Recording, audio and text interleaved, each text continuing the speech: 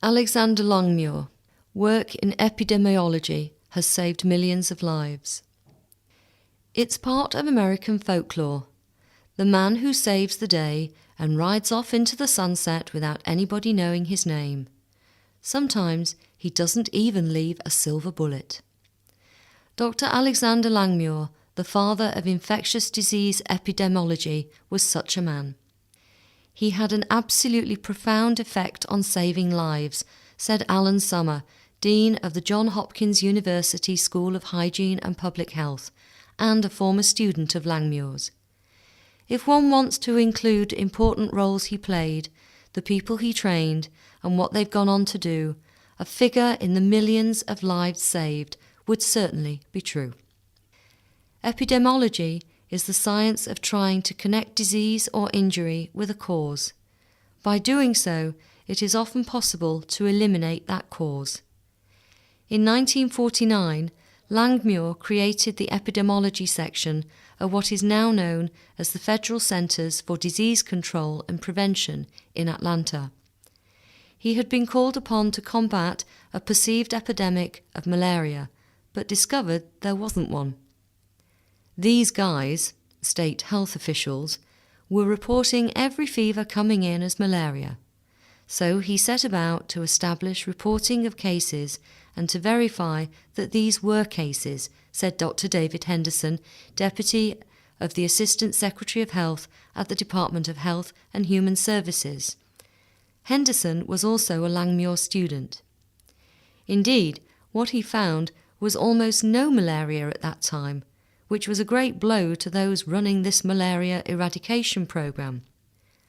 But LANGMUIR took advantage of the situation by using the money to set up an organisation to fight real epidemics. This became the Epidemic Intelligence Service. LANGMUIR had a broader idea of what this should be, said Henderson. It should be a backup to the states, a resource that should be drawn on from whatever problems would emerge.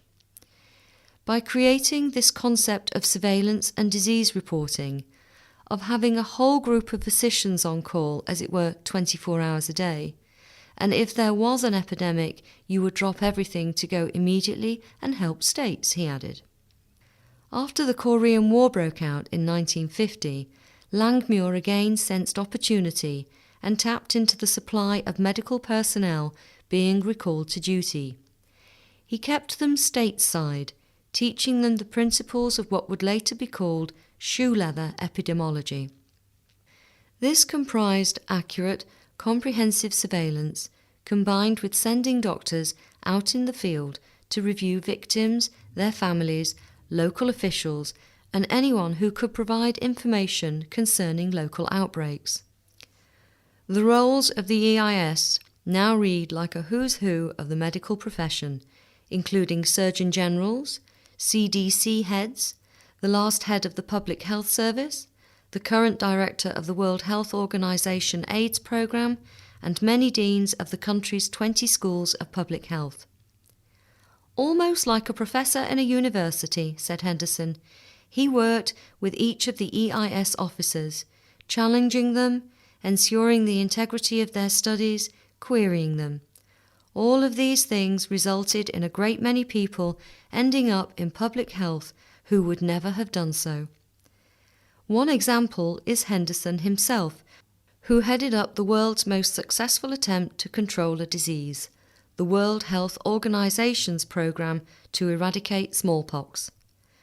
Prior to the campaign, the disease was killing 2.5 million people a year and disfigured many more. Henderson says the real credit for the eradication should go to LANGMUIR. He emphasised surveillance with regard to disease wherever it occurred, analysing it and looking at it and acting if appropriate, Henderson said. That's what we did with smallpox eradication. It was basically LANGMUIRian principles.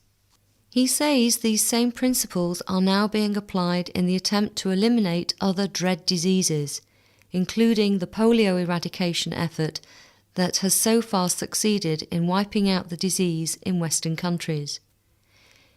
In my own area, I discovered that mild vitamin A deficiency is probably responsible for 1 to 3 million children dying or going blind each year, Summers said.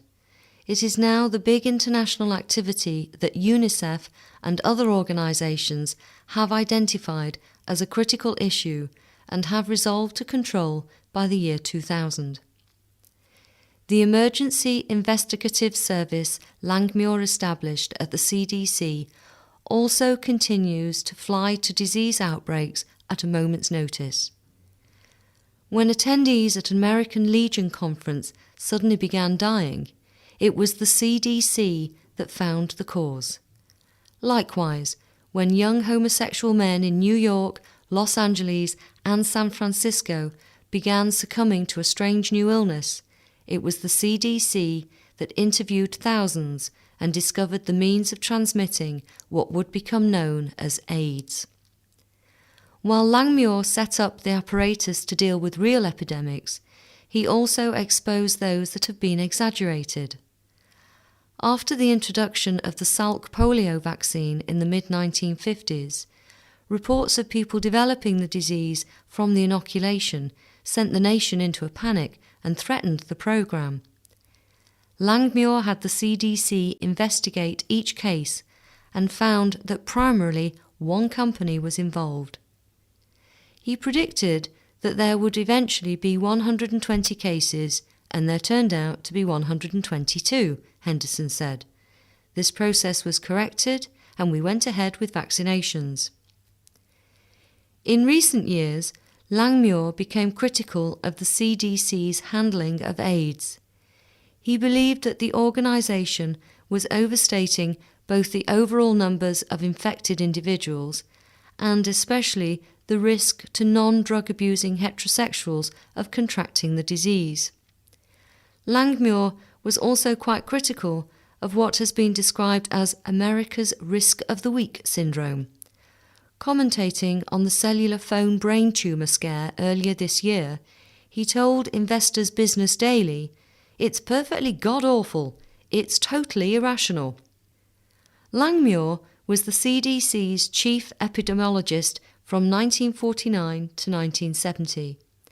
He spent the rest of his life teaching at Harvard Medical School and at Johns Hopkins, from which he had earned his degree in public health. As a teacher, he was incredible.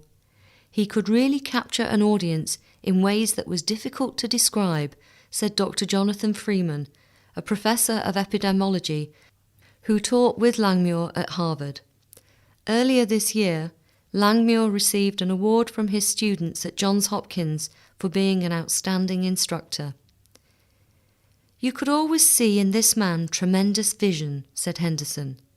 "When you look back, you see this is one of those people who has very profoundly affected an entire field and a generation through sheer personality and his ability to teach and inspire."